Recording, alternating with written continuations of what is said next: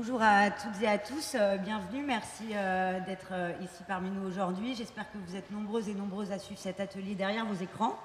Un mot rapide pour me présenter, je m'appelle Chloé, j'ai 30 ans, je suis nouvellement élue au Conseil de Paris et je suis membre de la Direction nationale d'Europe Écologie Les Verts en charge de la jeunesse, du climat et de l'environnement. Et je suis ravie aujourd'hui d'animer cette table ronde, une table presque 100% féminine, à parité plus, comme on dit chez nous les écolos, sur un sujet qui a fait l'actualité ces derniers temps, avec notamment la rentrée universitaire et le Covid, celui de la précarité des jeunes. Alors, comment bien sûr parler de ce sujet sans évoquer ce jeune étudiant d'à peine 22 ans qui s'est immolé par le feu devant le Crous de Lyon en novembre dernier. Cet acte désespéré, triste symbole s'il en est de la précarité étudiante, avait à l'époque suscité l'émoi et une vague de mobilisation dans toute la France, avec une phrase qui était devenue virale sur les réseaux sociaux et la toile à l'époque, la précarité tue. Ce geste il témoigne pourtant en fait d'une réalité qui est criante chez les jeunes, celle en fait toute une génération qui subit de plein fouet la violence des politiques néolibérales mises en place depuis des années et qui compromet leur avenir. Donc derrière cette génération précaire, qu'est-ce qu'on entend par ce mot? Est-ce que c'est une génération sacrifiée? On le sait, les inégalités économiques, sociales, environnementales, elles sont de plus en plus criantes et elles touchent en premier lieu les jeunes. Il y a d'ailleurs ce que certains sociologues ont pu appeler une forme d'inégalité générationnelle. Pour citer que quelques exemples, on peut parler de la compétitivité accrue du marché du travail, le fort taux de chômage, le prix des logements, la cherté de la vie, mais aussi le réchauffement climatique. D'ailleurs, le constat est sans appel, puisque les chiffres nous parlent d'eux-mêmes. On est à peu près à 20% des étudiants qui vivent à l'heure actuelle sous le seuil de pauvreté. Un étudiant sur deux qui est contraint de se salarier et 1 sur 3 qui a déjà renoncé à des soins. Donc, à quelles problématiques aujourd'hui les jeunes sont confrontés? En quoi la crise sanitaire, elle a accentué des fractures qui étaient déjà existantes? Et finalement, j'ai envie de dire, est-ce que les jeunes ne seraient pas les premiers à payer le lourd tribut de la crise? Et donc, quelle réponse on apporte pour cette jeunesse dans ce fameux, ce qu'on a appelé le monde d'après? Donc, c'est les questions qu'on va se poser aujourd'hui et auxquelles nos intervenantes et intervenantes vont tenter de répondre dans un dialogue entre syndicats et organisations de jeunesse politique, que je remercie d'être parmi nous aujourd'hui. Et on va essayer de tracer un peu ensemble les contours de ce que serait une véritable politique jeunesse à la hauteur des enjeux. Donc on va d'abord s'intéresser dans un premier temps au diagnostic et au constat que chacune et chacun porte un peu sur la situation actuelle. Et puis après, on va s'interroger plutôt sur les solutions qui sont envisagées, portées par vos organisations respectives. Donc pour en débattre, je suis ravie de recevoir Mélanie Luce, qui est la présidente de l'Union nationale des étudiants de France, Héloïse Moreau, à ma droite, qui est présidente de l'Union nationale lycéenne, Grégoire Verrière, qui est coordinateur national des jeunes générations, et Nora Chopard, qui est militante des jeunes écologistes. Et pour démarrer, je ne vais pas être plus longue, je passe la parole à Mélanie, qui va notamment nous parler de l'étude, l'enquête de l'UNEF qui vient de paraître cette semaine sur le coût de la vie étudiante. Merci déjà de cette invitation. Effectivement, c'est un sujet, je pense, qui est très important. En fait, le constat de la précarité étudiante, comme tu le disais, on le tire depuis longtemps. Alors, il y a effectivement un étudiant qui s'est immolé cette année et qui a mis en exergue une situation qui est en fait présente depuis très très longtemps. Nous, chaque année, donc on a un indicateur, on évalue le coût de la vie étudiante chaque année, et chaque année on constate une augmentation depuis maintenant de nombreuses années. Ce qu'on voit, c'est que c'est de plus en plus dur d'être étudiant. Donc on a une précarité qui est très très forte, qui est due tout simplement au fait qu'en fait on a toute une génération qui est effectivement dans une zone de non-droit de la protection sociale. C'est-à-dire que parce qu'on est jeune, on est à la fois considéré comme dépendant encore de nos parents. Du coup, les bourses, c'est calculé selon les revenus des parents et donc tout est calculé selon les revenus de nos parents, mais en même temps, pénalement, il n'y a aucun problème, on est responsable, etc. C'est un peu un paradoxe que nous, on dénonce justement constamment, et ce qu'on demande, c'est qu'on reconnaisse enfin notre autonomie, qu'on reconnaisse enfin que notre situation, c'est pas la même que celle de nos parents, et si on faisait ça, on aurait enfin, effectivement, un filet de sécurité, de protection sociale, puisque aujourd'hui, quand vous êtes étudiant, si vous avez des bourses, en général, elles sont insuffisantes. 73% des étudiants n'en ont pas. Et même quand vous regardez un peu la manière dont le système est fait, c'est de manière très très incohérente. Donc ça, c'est la première des choses qu'on dénonce. Et quand vous n'êtes pas étudiant, parce que quand on est jeune de manière globale, je pense que d'autres reviendront dessus, mais on n'a pas accès à beaucoup d'aides, que ce soit le RSA quand on a moins de 25 ans. Les difficultés sont nombreuses. Cette année, avec la crise du Covid-19, les choses se sont aggravées. Nous, on constate une explosion de la précarité étudiante. Cette année, on chiffre notre augmentation à plus, donc le coût de la vie augmente de 3,69% pour les étudiants. Et ce chiffre, en fait, il faut le mettre en comparaison avec l'inflation. L'inflation, elle est de 0,2% cette année. Donc, normalement, les prix pour toute la population augmentent de 0,2%, mais quand on est étudiant, c'est plus 3,6%. Ça, c'est pas du tout normal, et c'est dû au fait qu'il y a plein de dépenses qui sont spécifiques aux étudiants et qui coûtent bien plus cher. Ça, c'est la première des choses qu'on dénonce. C'est un exemple, le fait qu'on doive porter des masques à la rentrée sans que ce soit pris en charge par qui que ce soit, forcément, ça a un coût dans notre budget. Nous, on a chiffré ça en prenant des masques en tissu les moins chers possibles, qu'il faut quand même laver, mais que vous ne pouvez pas réutiliser tout le temps. C'est 230 € par an minimum pour un étudiant, ce qui est un budget conséquent. Puis à ça s'ajoute un stress très très important du fait d'études qui se sont faites à distance. C'est-à-dire qu'on a quand même des étudiants, déjà ils ont dû passer leurs examens, donc on a des rattrapages qui se sont tenus sans avoir les résultats des examens précédents. Donc ça, c'était une désorganisation importante, mais surtout, en fait, quand on est 7 dans sa famille, on est 7 dans la même chambre et qu'on doit suivre des cours à distance, c'est juste pas possible pour plein de monde, et c'est ce qui fait que les inégalités sociales se sont reproduites pendant cette période qui a été difficile pour les jeunes. Donc c'était difficile sur l'aspect financier. Il y a eu des pertes d'emploi, de stages, etc. On a une précarité qui a explosé. Ça a été difficile sur les études. Et donc, ce qu'on constate, c'est qu'en fait, on a une génération qui est marquée par cette crise du coronavirus. Elle est marquée par plein d'autres choses, c'est certain, et je pense qu'on aura l'occasion d'en parler. Mais elle est marquée aussi par ça. Et donc, ça infecte notre santé mentale. C'est-à-dire quand on regarde les chiffres au niveau européen, il y a donc un indicateur qui est sorti récemment qui montre que la santé mentale des jeunes s'est dégradée très très fortement ces derniers mois. Ça affecte nos choix, tout simplement.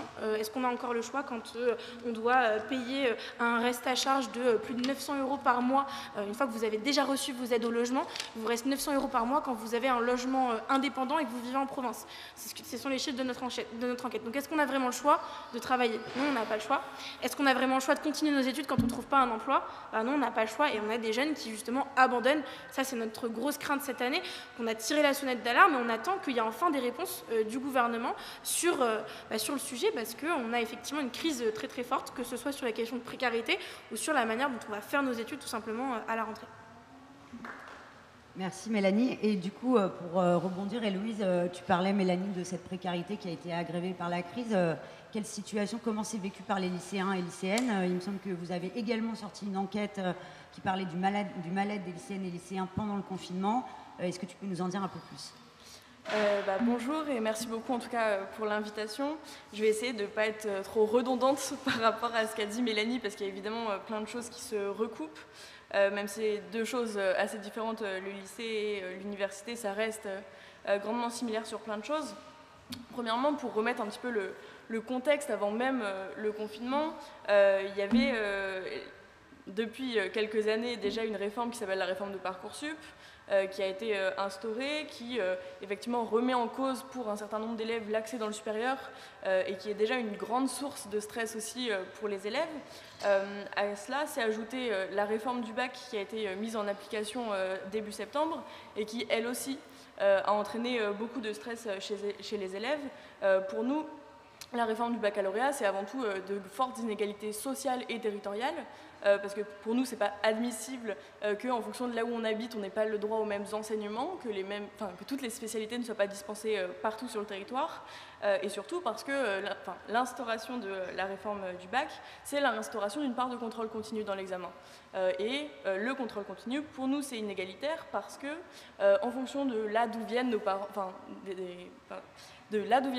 on n'a pas les mêmes prédispositions vis-à-vis de ça. C'est-à-dire que on n'a pas tous les mêmes moyens de réviser à la maison, d'avoir du soutien après les cours en fonction des moyens de nos parents et tout ça.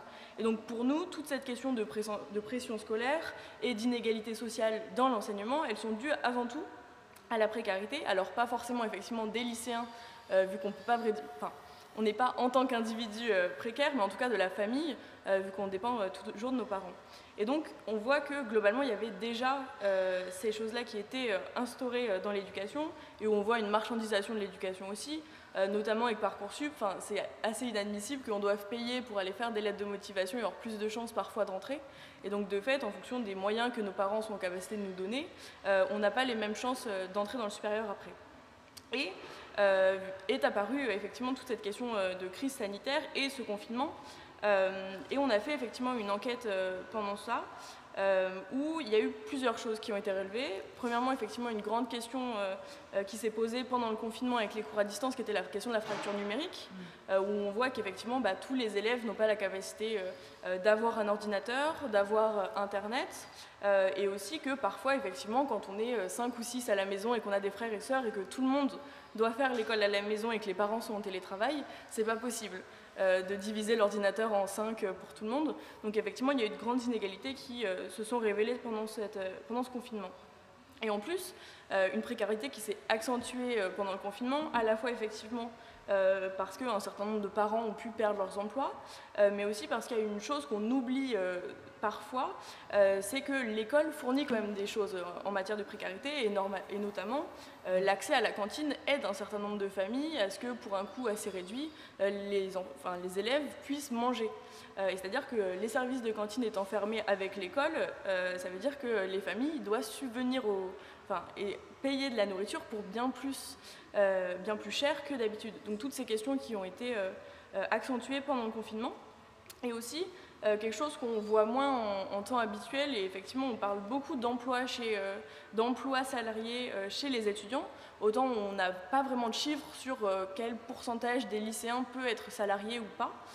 Et on voit qu'il y a un certain nombre de lycéens qui disaient travailler, même pendant le confinement parfois, ou en tout cas que même si le confinement était fini et qu'il y avait un retour à l'école, que globalement ils devraient retourner travailler parce qu'ils n'avaient pas les moyens et que donc ils ne pourraient pas retourner à l'école. Donc toute cette crainte aussi, notamment sur le retour volontaire à l'école, de se dire il y a un certain nombre d'élèves qui ne pourront pas retourner à l'école parce qu'ils vont devoir retourner se salarier. Merci. Grégoire, on a parlé pas mal d'inégalités sociales qui ont été aggravées encore plus par la crise. Alors pour toi, génération précaire, ça signifie quoi? Qu'est-ce que ça évoque? Écoute, merci Chloé de m'inviter à cette table ronde.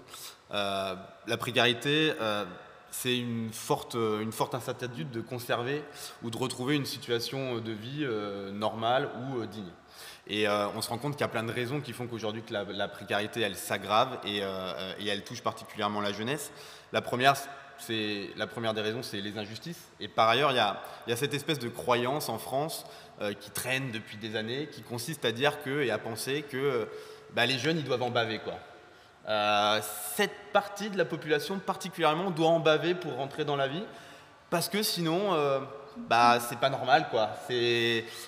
Tout ne doit pas nous être dû, et ça s'illustre, t'en as parlé un peu Mélanie, par le fait notamment qu'aujourd'hui, par exemple, le RSA n'est pas ouvert aux moins de 25 ans, et je trouve que c'est une des injustices les plus scandaleuses de notre République aujourd'hui, le fait que des adultes, puisqu'ils sont majeurs, n'aient pas les mêmes droits que les autres.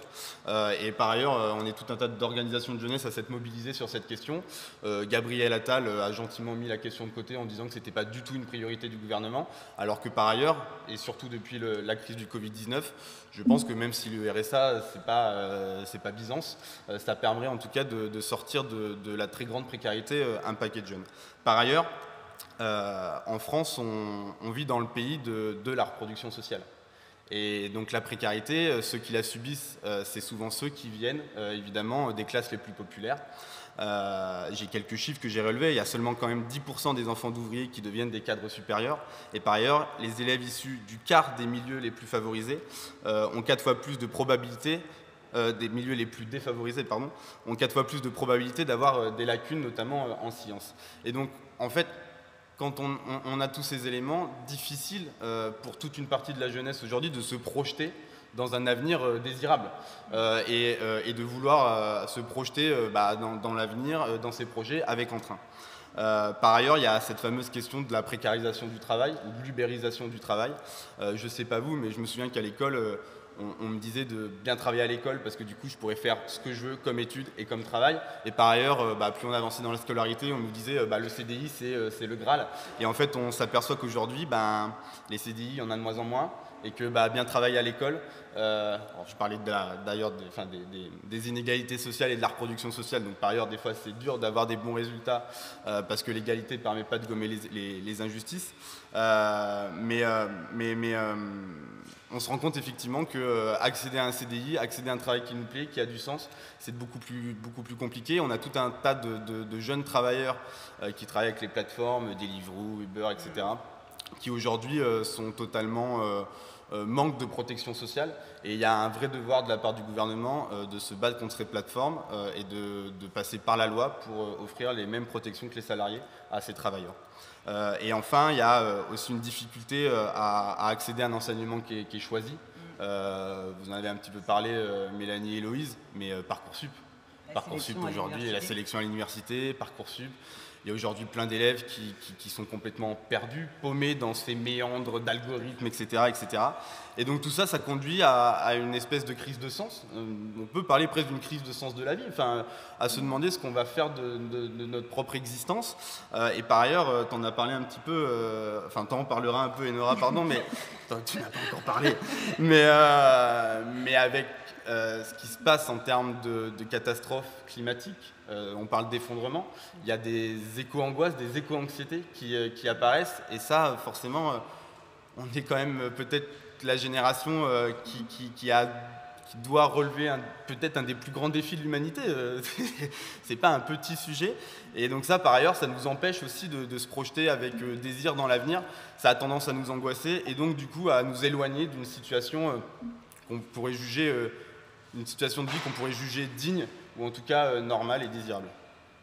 Merci. Justement, tu parlais de crise de sens, et c'est vrai, on parle de génération précaire, mais on parle de génération climat, on parle de génération sacrifiée, on parle de génération de la dernière chance, et tu l'as très bien dit, en fait, notre génération, elle va être confrontée au plus grand défi de notre siècle, en fait, celui du changement climatique.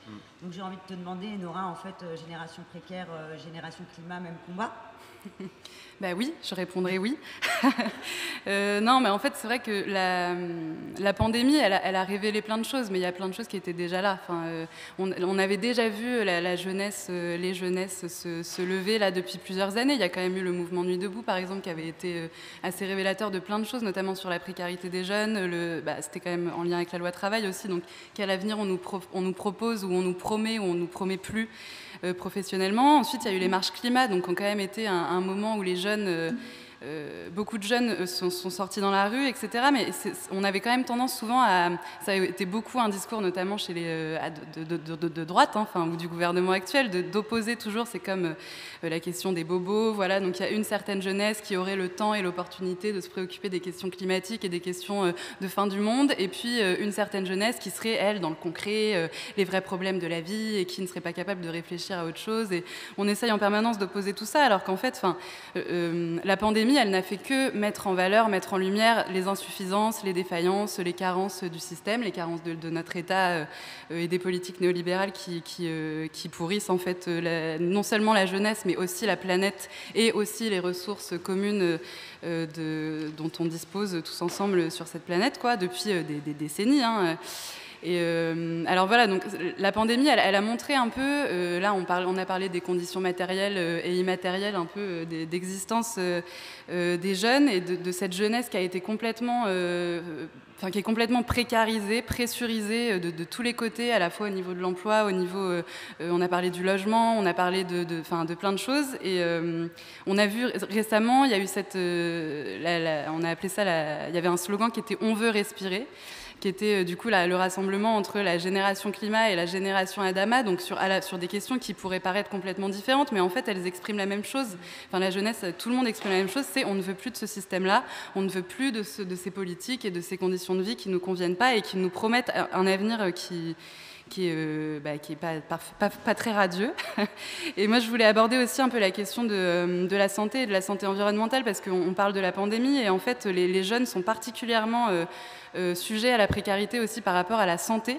Donc là, on parle de la santé comme si tout d'un coup, c'était devenu quelque chose d'important. En fait, la santé, c'est toujours important, et pas que quand il y a le Covid-19, la Covid-19.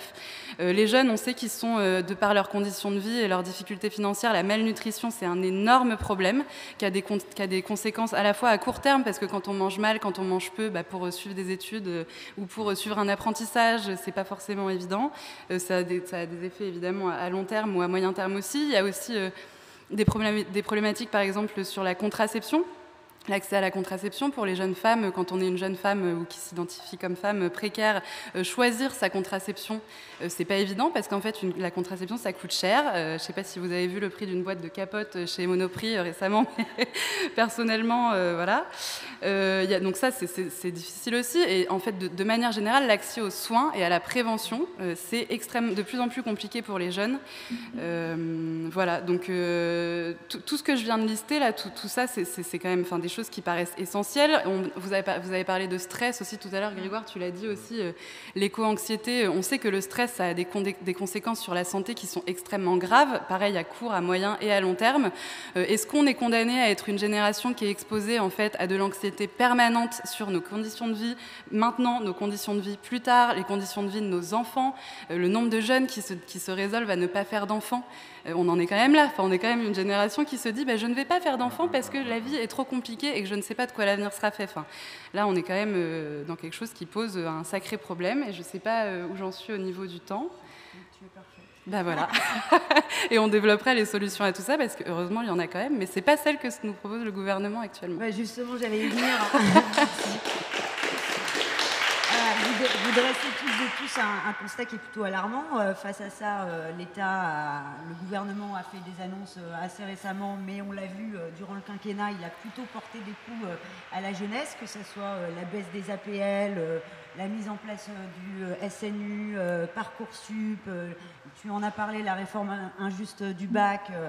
Donc en fait, elle a été annoncée, la jeunesse, comme une des grandes priorités de ce gouvernement, mais finalement, est-ce qu'elle n'est pas un peu la grande oubliée du quinquennat Macron? Et donc vous avez avancé, vous, organisations politiques et syndicats, des solutions, des propositions. Je pense à l'ouverture du RSA, on a un peu parlé, au moins de 25 ans, les emplois jeunes, la réforme du système des bourses, la réévaluation de Parcoursup, donc j'imagine Mélanie va nous parler un peu. Donc quelles réponses et solutions on peut un peu apporter? Et donc Mélanie, je me tourne vers toi plus spécifiquement là-dessus. Oui, alors, je dirais même pas que la jeunesse a été annoncée comme une priorité, puisqu'au début du quinquennat, la jeunesse, c'était même un non-sujet. Il n'y avait même pas de ministère de la jeunesse, il n'y avait personne qui s'occupait de la jeunesse au gouvernement. Et justement, il a fallu que les organisations de jeunesse le dénoncent pour qu'enfin il y ait quelqu'un pour traiter des jeunes. Et au contraire, justement, on a traité plutôt les problématiques, c'est-à-dire que les jeunes ont été vus comme un problème.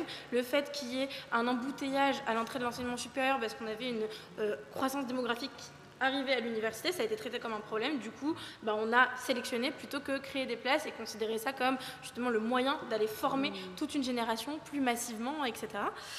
Donc, effectivement, si on part déjà de ce point-là, la première chose à faire, c'est de supprimer la sélection, parce que effectivement, le problème, c'est même pas la plateforme Parcoursup en soi, c'est ce qui se passe derrière, c'est-à-dire le fait que l'ensemble des dossiers sont triés, classés en fonction des notes des étudiants, d'une manière très opaque, puisqu'en plus, on ne sait même pas quels sont les algorithmes qui sont utilisés pour faire le préclassement des étudiants, malgré toutes les actions juridiques que nous avons faites pour obtenir ces algorithmes, les universités refusent toujours de les donner.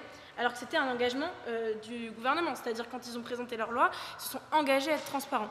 Donc, on voudrait de la transparence déjà, ça c'est la première chose.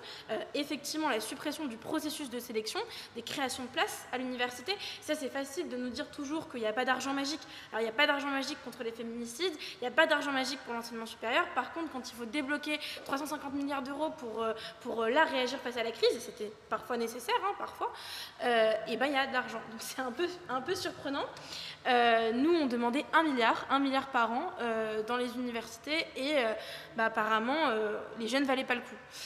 Donc ça, c'est les premières choses à faire déjà pour qu'on puisse tout simplement avoir la possibilité de choisir ce qu'on va faire.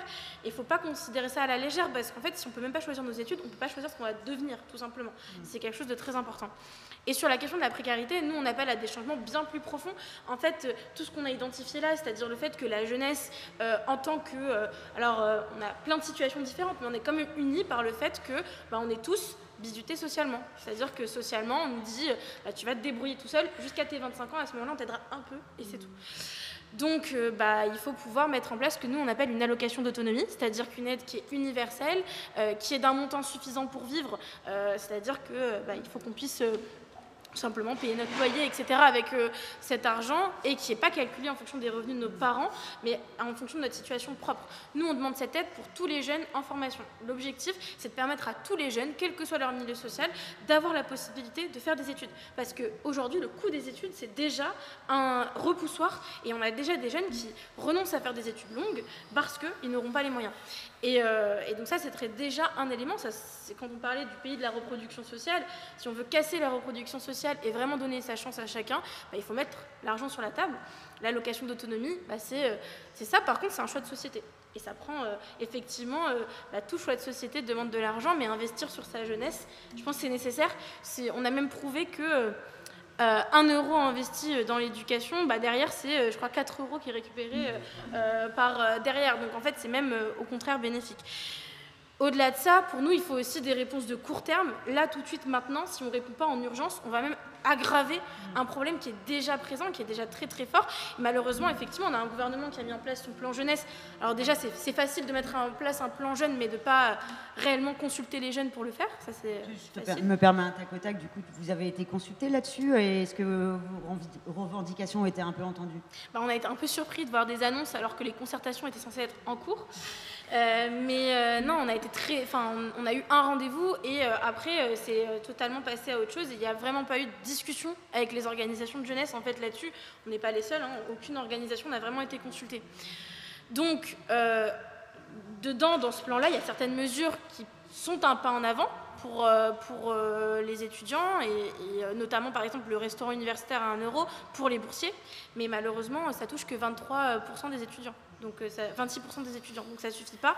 Pour nous, là maintenant, ce qu'il faut faire, c'est augmenter le nombre de boursiers, augmenter le montant des bourses. Il faut augmenter les aides d'urgence aussi. On a eu de très fortes demandes pendant le confinement d'aides d'urgence. Il faut encadrer les loyers, et ça, c'est des choses qui se décident au niveau national, mais aussi au niveau local. C'est aussi aux mairies de faire ce choix-là, d'encadrer les loyers, de prendre en place des mesures contre les logements insalubres, et qui permettent justement des rénovations, et qui respectent justement les normes environnementales. C'est mettre en place la gratuité des transports, également sur les villes, qui permettent aux étudiants de se déplacer sans avoir des coûts qui sont importants, et en plus de ne pas prendre leur voiture. Et c'est aussi mettre en place la gratuité des masques, tout simplement. Et on a plein d'autres revendications, puisque la précarité, c'est aussi une précarité qui est genrée. Concrètement, quand on est femme ou assignée femme, en fait, on a effectivement beaucoup plus, une précarité qui est beaucoup plus forte. C'est-à-dire que notre coût de la vie est 123% plus élevé que pour les hommes quand on compare les mêmes produits pour une femme et pour un homme. Un t-shirt, le même, 2 rayons différents, ça va pas être le même prix. Donc il y a énormément de choses à faire, et là-dessus, lutter contre la taxe rose, c'est des mesures que le gouvernement doit mettre en place. Distribuer gratuitement des protections périodiques sur les campus universitaires, c'est aussi un engagement qui doit être pris par les universités, mais surtout par l'État, qui doit donner le budget aux facs pour le faire. Il y a énormément de choses à faire, et malheureusement, toutes ces revendications-là, pour l'instant, elles ont une fin de non-recevoir. Depuis le début du quinquennat, on a eu quoi? La baisse des APL et le gel des bourses. Super, ça nous fait vraiment avancer. Merci. Tu parlais de la gratuité des masques. Justement, c'est aussi une revendication que vous portez à l'UNL, puisque la rentrée approche. Il y a pas mal d'inquiétudes, j'imagine, chez les lycéennes et lycéens. Et justement, est-ce que vous aussi, vous avez été entendus? Est-ce que vous avez le sentiment d'avoir été écoutés par ce gouvernement? Qu'est-ce que vous attendez? Est-ce que les réponses sont à la hauteur, ou, j'imagine, pas suffisantes? Alors, pour qu'on soit entendu, il faudrait déjà qu'on nous demande notre avis. Mais sinon, effectivement, la rentrée approche à grands pas. Et effectivement, les dernières annonces de Jean-Michel Blanquer annoncent que la rentrée se passera quasiment comme prévu, à part qu'effectivement, les masques seront obligatoires et qu'effectivement, ils ne seront pas payés par l'Éducation nationale. Et c'est assez inadmissible qu'un ministère... C'est un coût énorme. Déjà, c'est un coût énorme. Et puis, dire qu'un masque, c'est comme une trousse et c'est du matériel scolaire, c'est aussi... assez inadmissible, parce qu'effectivement, on sait qu'un certain nombre de familles n'ont pas les moyens d'acheter les masques, et autant une trousse, c'est pas extrêmement indispensable, on peut s'arranger sans, autant les masques, effectivement, non.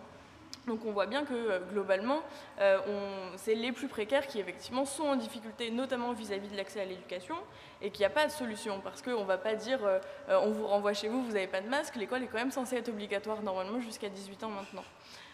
Donc effectivement, il y a plein de questions qui se posent jusqu'à la rentrée, des questions qui ne sont pas forcément résolues encore, notamment ce qui posait problème à Jean-Michel Blanquer à la sortie du confinement et qui fait que l'école était sur la base du volontariat, c'est de dire quand il y a 36 élèves par classe, même si on fait des demi-groupes, ils sont toujours plus que 15 par classe et ça n'ira pas en termes d'effectifs.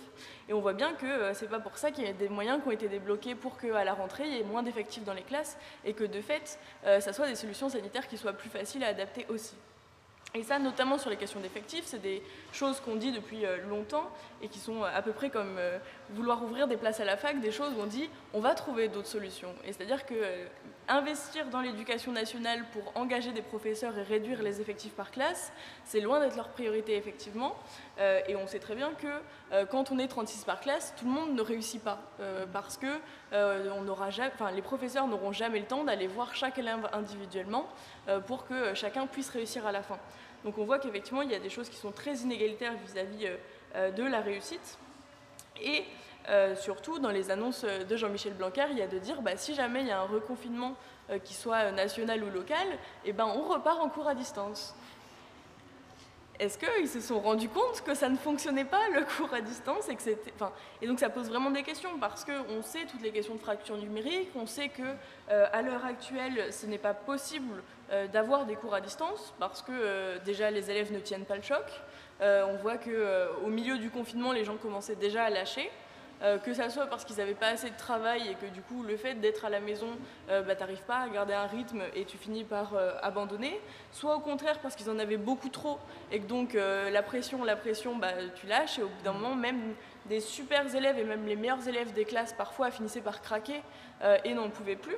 Donc effectivement la question de s'il y a un reconfinement ou s'il y a des solutions qui sont à prendre, on retourne au cours à distance, pour nous c'est pas possible.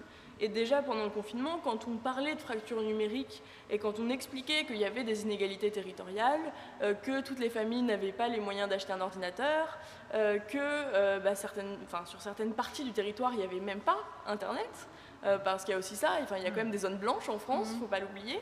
La solution qui était dite, c'est mais il faut que les régions fournissent des ordinateurs aux élèves. Et déjà, ça veut dire que ça serait aux régions de trouver des solutions à ce qui se passe et aux décisions qui sont prises à l'éducation nationale. Et deuxièmement, on sait que même si certaines régions fournissent déjà des tablettes ou des ordinateurs portables aux élèves, c'est pas parce qu'on te fournit un ordinateur portable que tu as les moyens de payer la connexion Internet qui va avec aussi. Donc toutes ces questions qui restent à l'heure actuelle encore à résoudre. Et un dernier point que j'aimerais aborder, et qui est une question assez intéressante et assez primordiale selon moi, c'est la question du décrochage scolaire. Je vais quand même essayer de le relier à la question de la précarité, mais globalement, tous ces jeunes qui sortent des bancs de l'école à 16, 17 ou 18 ans et qui se retrouvent sans diplôme, c'est quand même aussi les personnes qui sont les plus sujettes au chômage ou à des emplois précaires derrière. Et c'est pour ça aussi qu'on se bat pour que tout le monde puisse faire des études, c'est aussi pour lutter contre cette précarité. Et donc à l'heure actuelle, notamment pendant le confinement, il y a eu beaucoup de cas de décrochage scolaire et donc d'élèves qui, du jour au lendemain, laissent tomber, que ça soit pour de multiples raisons. Mais à l'heure actuelle, c'est vraiment pas quelque chose qui est traité par l'éducation nationale. Et il y a un certain nombre de choses qui existent avec des établissements de la seconde chance, les missions locales qui font des choses pour ça. Mais nous, nos revendications, c'est premièrement qu'il y ait un observatoire, ou en tout cas qu'il y ait des études qui soient menées, parce qu'à l'heure actuelle, ça fait 3 ou 4 ans, je crois, qu'on n'a pas de chiffres de combien il y a de décrocheurs scolaires en France. Et pour combattre un problème, c'est quand même mieux de savoir ce qu'on combat, parce qu'on ne donne pas les mêmes moyens et les mêmes solutions quand on a 1000 ou 4000 élèves, enfin, même si c'est bien plus que ça. Et donc, il y a une analyse à la fois sur qu'est-ce qui cause le décrochage scolaire. Et quelles étaient les dernières estimations à peu près? Tu as un ordre d'idée? Je ne sais plus. C'était en 2016, je crois, ou 2018, mais je n'ai plus les chiffres en tête. Mais en tout cas, il n'y a pas de chiffres qui ont été publiés depuis. Et c'est-à-dire que si on ne sait pas le nombre d'élèves qui sont concernés et les causes qui concernent le décrochage scolaire, c'est quand même très compliqué de le combattre.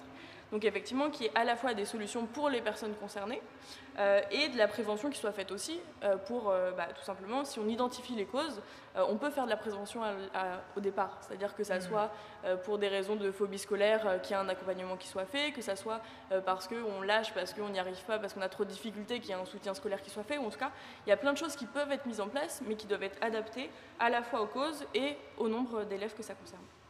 Merci beaucoup. On évoquait tout à l'heure les solutions, puisqu'il en existe quand même qu'on porte, notamment, tu me parlais de l'ouverture du RSA, mais moi je pense particulièrement aux générations à porter très fortement la question du revenu universel. Du coup, en quoi en fait c'est un outil qui permet un peu d'émanciper en fait la jeunesse, selon toi, et quelles solutions imaginer pour une jeunesse qui peut parfois être confrontée à un peu une forme de désespoir? Ouais. Le revenu universel, ce que je trouve formidable, en tout cas dans cette idée, c'est que c'est à la fois un outil puissant pour lutter contre la pauvreté et c'est aussi un outil fort utile pour permettre de donner l'autonomie à la jeunesse. Nous, depuis la présidentielle avec Benoît Hamon, on défend cette idée sur des modalités assez ambitieuses, c'est-à-dire qu'effectivement, il peut y avoir plein de versions du revenu universel. Nous, on fixe le montant au seuil de pauvreté, parce que sinon ça n'a pas d'impact, en tout cas il n'y aura pas de forte transformation sociale derrière. Mais en tout cas, ce qu'on se dit, c'est que qu'on soit d'ailleurs étudiant ou jeune travailleur, un revenu universel, ça permet non seulement de sortir de la grande pauvreté, de pouvoir se nourrir, se loger à peu près dignement, d'accéder à des services et des biens de première nécessité. Et par ailleurs, d'avoir un vrai filet de sécurité qui nous permet de s'engager avec un peu plus de sérénité dans la vie. Moi, je me souviens, quand on défendait cette idée pendant la campagne présidentielle, à tous les jeunes avec qui je discutais, je leur demandais ce qu'ils feraient avec un revenu universel. Et en fait, ce qui était formidable, c'est qu'ils avaient tous une réponse, alors qu'elle était totalement différente. Mais ils avaient tous une réponse. Et les réponses n'étaient pas celles, parce qu'on a beaucoup été caricaturés avec ça, c'est pour les feignants, c'est un revenu de feignant, les gens ne vont plus travailler, vont rien faire, vont acheter de la merde. Enfin voilà, on écoutait des choses complètement dingues. Et en fait, non, on s'apercevait qu'il y avait par exemple beaucoup de jeunes qui auraient pu reprendre leurs études avec un revenu universel, d'autres qui pouvaient s'engager dans des projets professionnels, dans des projets perso avec beaucoup plus de sérénité. Ça permet aussi de pouvoir gagner en mobilité, de partir plus facilement à l'étranger. Souvent, les parcours à l'étranger, les études à l'étranger, un projet professionnel à l'étranger, c'est quand même aujourd'hui réservé à une petite catégorie de la population. Donc ce revenu universel, puissant outil de transformation qui change réellement la vie. Et c'est vrai qu'on se rendait compte que en fait, il était adapté à chaque profil. Et donc, c'est toujours quelque chose qu'on défend avec ferveur à Génération. Du coup, l'ouverture du RSA, c'est qu'une première étape vers ce revenu universel. C'est une urgence absolue. Donc, c'est pour ça qu'on n'a pas hésité à se joindre aux différentes organisations de jeunesse pour défendre son ouverture. Mais effectivement, il faut que ce soit une première étape et que derrière, on puisse proposer un revenu universel. Je l'ai dit, pour les étudiants, mais aussi pour les jeunes travailleurs. Qui sont parfois éloignés de l'emploi ou qui ont des jobs très très précaires. Moi je voulais juste revenir aussi sur, tu parlais de fracture numérique tout à l'heure, parce qu'effectivement il y a des difficultés d'accès à du matériel, des difficultés pour payer des connexions, mais moi je vois poindre un gouffre là à venir, c'est-à-dire que dans une société qui devient de plus en plus numérisée, il y a celles et ceux qui connaîtront vraiment ce qu'est l'outil numérique, Internet, qui sauront coder, qui sauront... moi je suis une bille d'ailleurs en informatique et je sens l'écart déjà qui pointe, donc j'en parle avec des mots qui sont très, très vagues. Mais justement ça me fait un peu flipper parce que on se rend compte qu'il y a des gens qui... Parce que c'est très simple de se servir des réseaux sociaux, l'outil numérique, c'est pas réellement ça, quoi. Et par ailleurs, il y a tout un tas de gens, tout un tas de jeunes qui ne connaissent pas ce que c'est réellement, comment fonctionne Internet, les algorithmes, la protection des données, etc. Et il y a derrière une dimension écolo en plus, c'est-à-dire que à l'heure où nos données sont vendues, à l'heure où on parle de la 5G, ne pas comprendre ces enjeux-là, c'est ne pas comprendre qu'en fait, on nous projette dans une société toujours plus productiviste, toujours plus consumériste, et on nous dépossède de cet outil-là, et ceux qui en seront dépossédés, ce sera les plus précaires, alors que ceux qui ont eu l'opportunité de se former sur ces questions-là l'auront fait dans leurs études. Et donc je pense qu'il est nécessaire d'avoir, peut-être dès le collège, dans le lycée, il faut de l'éducation sur les questions du numérique, apprendre très rapidement à coder, à savoir comment ça fonctionne, pour gommer ce gouffre qui est en train de se creuser. Merci beaucoup. Enora, je me tourne vers toi. Les jeunes écolos ont pas mal dénoncé, mais je crois que vos organes l'ont fait, le service national universel, qui pèse en fait un budget énorme et très très lourd sur le budget de l'État. Et comment du coup on pourrait plutôt réaffecter cet argent pour mettre en place des politiques jeunesse qui soient vraiment à la hauteur des enjeux. Et notamment, moi je pense que tu l'as évoqué un peu, quel levier d'action on a. Il y a l'échelon local qui est important. Et donc, est-ce que c'est pas aussi un des moyens de reprendre un peu le pouvoir et de reprendre la main pour porter des politiques jeunesse, l'échelon local et les collectivités? Oui, carrément. Un petit mot déjà sur le SNU et le pourquoi de notre opposition au SNU. Et on n'est pas les seuls du tout. Il y a à la fois plein d'organisations de jeunesse et aussi des organismes d'éducation populaire, de formation. Je pense au CMEA, par exemple, qui ont écrit des très belles choses là-dessus. Donc déjà, en fait, tu parlais tout à l'heure de la jeunesse qui doit en baver, Grégoire. Avec le SNU, on est pile dans cette conception conservatrice, avec une culpabilisation permanente d'une jeunesse qui ne serait bonne à rien, qui ne s'engagerait pas. Alors ça, je ne sais pas quelles études ont prouvé que les jeunes s'engageaient moins. Il y a des traces d'un écrit en 2000 avant Jésus-Christ d'un prêtre égyptien qui disait que les jeunes étaient des bons à rien, qui ne s'engageaient pas. Donc j'ai l'impression que c'est un discours qui dure depuis longtemps. Et que c'est plus lié au conservatisme qu'à un réel non-engagement des jeunes. L'engagement, en plus, c'est pas quelque chose qui se décrète ou qui se force. Donc voilà, c'est quelques-uns des petits principes, on va dire, des idées qui font qu'on s'oppose au SNU. Et après, tu parlais de budget. Donc le SNU, en 2019, était estimé à 1,8 milliard d'euros par an. C'est sous-estimé, bien sûr, notamment parce que l'État n'a plus les moyens de loger les jeunes pendant les périodes d'internat. Voilà, et en plus c'était l'année dernière, donc là je crois que ça a encore augmenté. Et il faut savoir que du coup, mon chiffre date un peu, mais en 2017, le budget de la jeunesse, donc dans le ministère des Sports, pas dans celui de la jeunesse du coup, c'était 279 millions. Donc déjà, il y a un petit gap entre ce qu'on peut faire pour le SNU. Pareil, l'argent magique, là, pour le SNU, on le trouve, mais pour la jeunesse, non. Donc effectivement, avec 1,8 milliard d'euros, je pense qu'on pourrait faire beaucoup de choses pour les jeunes, pour les étudiants, mais aussi pour les jeunes qui ne sont pas étudiants, qui ne sont pas en formation, qui ne sont pas en emploi, qui sont extrêmement précaires aussi. Je pense à... on pourrait parler pendant des heures des conditions de travail des gens qui bossent avec les mineurs non accompagnés dans les départements. À Rouen, il y en a 170 qui sont devenus majeurs pendant le confinement et qu'on va mettre à la rue, parce que forcément, trouver un apprentissage quand tu es confiné dans une chambre d'hôtel 9 mètres carrés et que ton éduc ne vient pas te voir, c'est compliqué. Donc ça, c'est des gens qui vont perdre leur droit à l'accès à la demande d'asile quand même à cause des manquements financiers pour les personnels du département et de l'aide sociale à l'enfance. Alors donc ça c'est un peu les trucs un peu globaux. Après nous c'est vrai que chez les jeunes écolos, du coup il y a une solution qui nous paraît assez évidente à tout ça et qu'on défend pas mal. Donc c'est déjà pour nous à la racine de l'écologie, il y a un peu la question de l'autodétermination et d'écouter en fait parler les gens qui sont concernés par la politique. Et donc le fait de placer et de faire monter en fait des jeunes dans les exécutifs, de mettre les jeunes en fait en position de décision et de pouvoir et de réflexion, que ce soit dans les exécutifs nationaux, alors ça c'est un joli rêve, mais par contre dans les exécutifs locaux, on peut le faire, ça a été fait, on est plusieurs, moi je suis élue à Rouen, on est plusieurs jeunes écolos à avoir été élus sur des listes écologistes, parce qu'en fait c'est évident que si on veut faire des politiques qui sont à la hauteur des enjeux de la jeunesse, c'est les jeunes qui sont les plus à même de nous dire qu'est-ce qu'il faut, de quoi on a besoin, comment ces 1,8 milliard d'euros pourraient être redistribués pour nous dans la culture, dans le sport, dans le logement, etc. Donc voilà, ça le fait déjà de redonner du pouvoir d'agir, de choisir, de laisser parler les jeunes et de leur redonner du pouvoir de vivre en fait.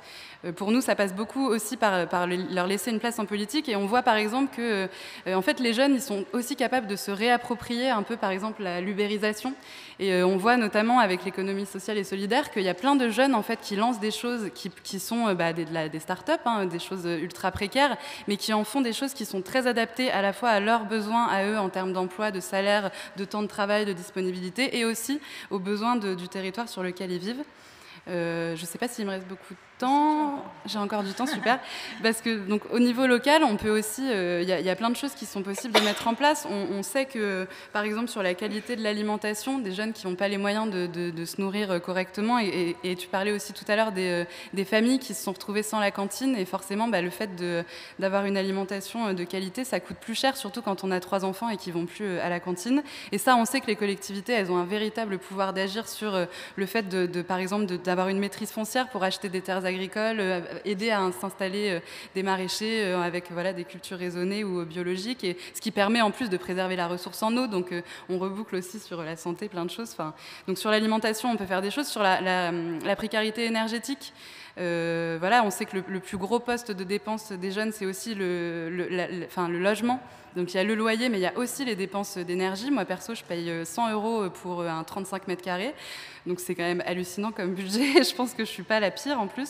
Mais sur la rénovation énergétique, on sait qu'en plus le gouvernement a fixé des objectifs. On sait que par contre les territoires ont beaucoup de mal à récupérer ces budgets parce que c'est très compliqué, c'est très lourd. Et même si pour le coup l'opinion publique est d'accord, tout le monde est d'accord, mais ça n'avance pas. Donc là, il est vraiment temps de passer un cap là-dessus. On a parlé des aides financières, du RSA. Je ne reviendrai pas forcément là-dessus. Nous, on défend aussi effectivement forcément l'ouverture du RSA aux moins de 25 ans, même si tout ça, ça reste encore une forme de mise sous tutelle. Et ce qu'il faut, c'est vraiment donner aux jeunes les moyens de gagner leur vie comme ils le souhaitent. Tu parles de mise sous tutelle ? Les aides ne font que compenser quelque chose qui est défaillant. Donc, dans l'idéal, on serait tous capables, quel que soit notre contexte et la manière dont on a grandi, de pouvoir avoir nous-mêmes, en fait. Parce que quand la demande de RSA, c'est on vous donne un petit livret, je serai un bon RSiste, je chercherai du travail, je me brosserai les dents. C'est aussi ultra culpabilisant pour tous les RSistes et donc pour les jeunes, y compris, qui sont déjà culpabilisés de partout parce qu'ils veulent rien faire, qui s'engage pas, que machin. Donc voilà, le RSA, même si c'est effectivement, il y a une urgence et on est tout à fait d'accord là-dessus, l'urgence, c'est une étape, c'est ça, tout à fait. C'est une étape de transition comme l'était la parité, comme sont plein de choses. Donc au-delà de ça, au niveau municipal, ce qu'on peut mettre en place aussi, c'est des tarifications solidaires. Tu me disais tout à l'heure, Mélanie, que quand on est jeune, on est à la fois autonome, mais en même temps, on est aussi toujours sur la fiche d'impôt de nos parents. Donc, quand on demande une bourse, voilà. Donc, nous, ce qu'on a, par exemple, proposé à Rouen, c'était d'adapter, en fait, non plus, et ça se propose dans plein de communes, c'est de non plus adapter les tarifications, donc dans les transports, par exemple, ou pour la culture, le sport, plein de choses, pas à la catégorie socio-professionnelle. Je suis jeune, ou à l'âge. J'ai moins de 25 ans, je suis jeune, je suis étudiant, je suis salarié. Non, en fait, de se baser sur le quotient familial. Et parce qu'on a énormément de surprises aussi quand on regarde salarié, en fait, ça veut rien dire. Jeune, ça veut dire quelque chose, mais en fait, ça veut dire plein de choses aussi. Donc, la question des tarifications solidaires, elle est aussi importante. Et on pourrait aussi parler des mutuelles municipales. Il y a plein de solutions qui sont possibles à mettre en place au niveau des territoires. Et avec les 1,8 milliard du SNU, on pourrait faire des choses pour en finir avec, je vais être rapide, mais cette conception patriarcale, en fait, conservatrice, que la jeunesse est un problème à résoudre. La jeunesse est éternellement un problème à résoudre, alors qu'en fait, il faudrait juste lui donner les moyens de construire, en fait, le monde dans lequel elle va vivre, qui est notre monde à tous, le monde d'après, quoi, le fameux. Merci beaucoup, c'est un beau mot de conclusion, un beau mot de la fin, comme on dit. Je suis désolée, on ne va pas avoir beaucoup de temps malheureusement, parce qu'on est pris par le temps, mais on va pouvoir avoir un temps d'échange avec la salle s'il y a des questions. Je vais passer le micro à Eric. Il y a des questions. On voit rien. C'est bon là? Vous m'entendez? Je suis Salim, donc je suis adjoint au maire de Pantin et entre autres dans ma délégation, je suis président de la mission locale. On entend souvent parler les jeunes étudiants parce qu'ils ont une capacité à être écoutés et entendus par les gouvernements. Et malheureusement, pas malheureusement, mais je pense que nous, en tant que nos jeunes écologistes, il faut bien qu'ils intègrent dans leur discours la question de l'ensemble de la jeunesse et pas uniquement celle des étudiants. Parce que les étudiants, ils gagnent sur un certain nombre de choses. Ça, c'était le premier sujet. Les 1,8 milliard, ce n'est pas pour tout de suite, c'est en 2026, en année pleine. Donc, comme il y aura un président écologiste, ça sera nul et non avenu. Sur la question du RSA, c'est à mon avis un enjeu déterminant pour monter la marche. Et ça coûte cher de ne pas avoir le RSA pour les jeunes parce que une nuit d'hébergement pour un jeune qui a été à la rue, c'est 150 € par jour, etc., etc. La question de l'accès au logement et tout, c'est aussi des sujets.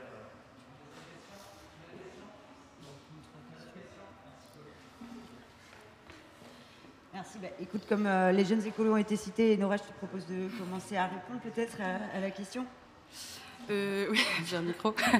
Oui, qui n'en était pas vraiment une d'ailleurs, mais oui, oui, une interpellation. Mais évidemment, je l'ai dit un peu, mais c'est vrai qu'on a beaucoup parlé en plus des étudiants et tout, alors qu'en fait c'est une partie en plus assez restreinte de la population, les étudiants, enfin les jeunes qui sont étudiants ou en formation ou en apprentissage ou enfin en tout cas qui sont dans l'enseignement supérieur. Il y a déjà des aides. Je ne sais pas trop quoi répondre à ça.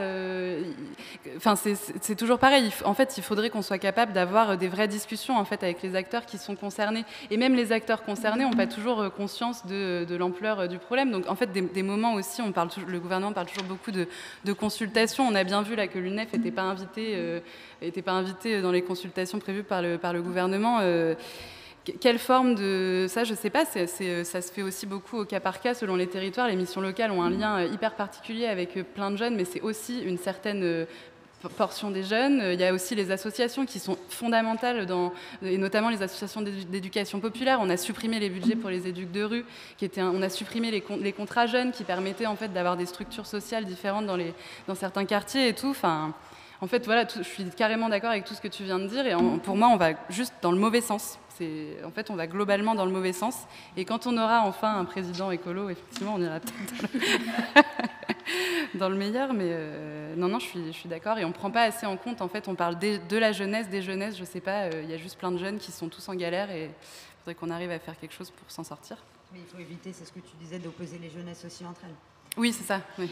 Pour compléter peut-être. Vas-y, Mélanie, moi, je dirais déjà qu'il n'y a qu'une seule jeunesse. Je pense qu'on est quand même justement unis par quelque chose et qui est le fait d'avoir des aspirations qui sont communes. On parle depuis tout à l'heure de l'éco-anxiété, donc l'aspiration aussi à ce que notre société, qu'il y ait une réelle transition écologique et qu'on ne reste pas dans la situation actuelle, qu'on sorte du productivisme, etc. Tout ce qui a été dit, c'est quand même des aspirations communes de la jeunesse. Si on parle d'une génération climat, c'est qu'il y a des aspirations communes, quelle que soit notre situation, qu'on soit étudiant, lycéen, qu'on soit en recherche d'emploi, qu'on soit jeune travailleur, on a des aspirations qui sont communes. Et il y a celle de mieux vivre, de pouvoir vivre dans une société dans laquelle on n'est pas pollué toutes les 2 minutes par des perturbateurs endocriniens, etc. Et il y a celle aussi d'aspirer à l'autonomie. Et en fait, le diagnostic qu'on fait, c'est pas un diagnostic qui est que pour les étudiants. Alors bien sûr, l'enjeu, ce serait d'écouter tous les jeunes. Et nous, on prétend pas le fait d'être en capacité, on n'est pas en train de dire qu'on représente toutes les individualités. Par contre, on est une représentation de la jeunesse parce que ce que vivent les étudiants, c'est aussi ce que vivent plein d'autres jeunes. Et c'est pour ça qu'on ne se contente pas de défendre que les questions étudiantes. Le RSA, par exemple, on s'est beaucoup battu là récemment sur la question de l'accès au RSA pour les moins de 25 ans. C'est une question qui en fait ne touche pas les étudiants parce que le RSA, on ne peut pas l'avoir si on est en études. Même si on a 26 ans, on ne peut pas l'avoir si on est en études. Par contre, c'est un de nos combats prioritaires dans la période parce que non seulement quand on finit les études, on devient jeune en recherche d'emploi, mais aussi parce que c'est quelque chose qui touche notre génération et on s'engage pour notre génération. Donc je pense que c'est aussi ça l'enjeu. Je pense pas qu'il faut opposer les différents publics jeunes entre eux. On a une jeunesse qui traverse les mêmes choses. Par contre, la question c'est à quelle réponse on y apporte et aujourd'hui on n'apporte pas des réponses suffisantes. Voilà, pour compléter, c'est même pas qu'on n'a pas été consulté, c'est qu'il n'y a pas eu de réelle concertation. À partir du moment où on considère qu'un rendez-vous avec 2 organisations étudiantes, ça suffit pour discuter, non, c'est pas des concertations. Oui, on attend une réponse un peu plus forte du gouvernement. Et du coup, Grégoire, tu voulais répondre et peut-être je te laisserai le mot de la fin parce qu'il me semble qu'on va devoir couper, malheureusement. Ouais, juste 30 secondes, mais une réponse plus forte du gouvernement, malheureusement, j'y crois pas. D'autant plus qu'aujourd'hui, on a une jeunesse qui est pionnière sur des combats comme l'antiracisme, le féminisme, et qui ne sont pas ceux et sur la bataille contre le changement climatique et pour la préservation de nos conditions d'existence. Et c'est pas les combats aujourd'hui du gouvernement. Et derrière, on en revient à cette notion, à cette idée philosophique en fait, ils nous méprisent parce qu'en fait, on pense différemment d'eux et par ailleurs, il faut qu'on faut que la jeunesse, il y a un débordement de la jeunesse et que toutes nos organisations respectives, on puisse avoir un cadre dans lequel on se retrouve. On le fait déjà dans de nombreuses luttes, il faut qu'on continue, parce que la lutte finit par payer et il y a de nombreuses mobilisations encore à opérer pour fragiliser, pour mettre la pression sur le gouvernement et faire en sorte d'avoir une vraie alternative en 2022. C'est urgent. Je vous remercie, merci à toutes et à tous.